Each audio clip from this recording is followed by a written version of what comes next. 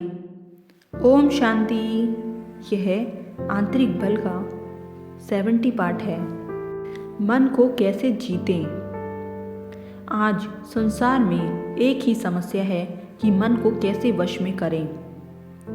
राजयोगियों को भी यही समस्या रहती थी कि मन को एकाग्र कैसे करें, व्यर्थ संकल्पों को कैसे रोकें। हमारे विचारों को 4 चीज़ें प्रभावित करती हैं।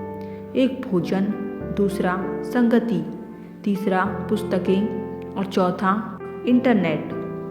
स्थूल भोजन से शरीर को बल मिलता है और स्थूल भोजन की सूक्ष्म शक्ति से मन को बल मिलता है। संगति से विचार मिलते हैं और पुस्तकों से दिशा मिलती है। इन सब का मन पर बहुत असर होता है। इनसे विचारों को बल मिलता है। हमारा मन एक पृथ्वी की तरह है।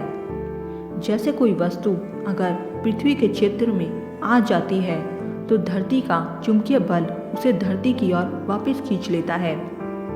ऐसे ही मन को कोई विचार व व्यक्ति आ जाता है तो वह मन से निकलता नहीं। बुरे संस्कार खत्म नहीं होते।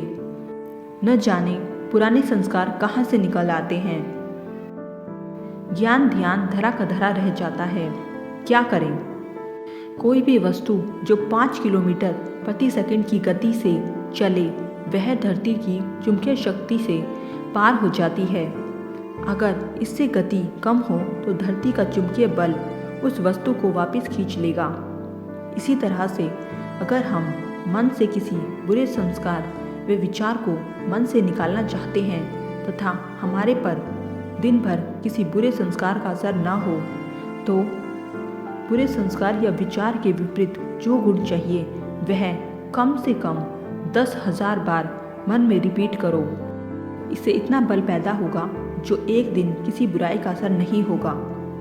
या 2.5 घंटे राजयोग का अभ्यास करो।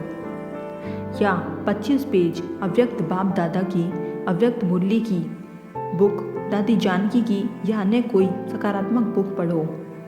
या किसी अच्छे कार्य में बिजी रहो। भाव यह है कि कम से कम 10,000 शुद्ध संकल्प हर रोज चलाएं, तब बुरे संस्कार मन से निकलेंगे। नहीं तो यह रूप बदलकर चेतन मन में पड़े रहते हैं, चाहे आप कितने भी महान हो। विघ्न की जड़ यही चेतन मन है। यह मन आसानी से नहीं मानता।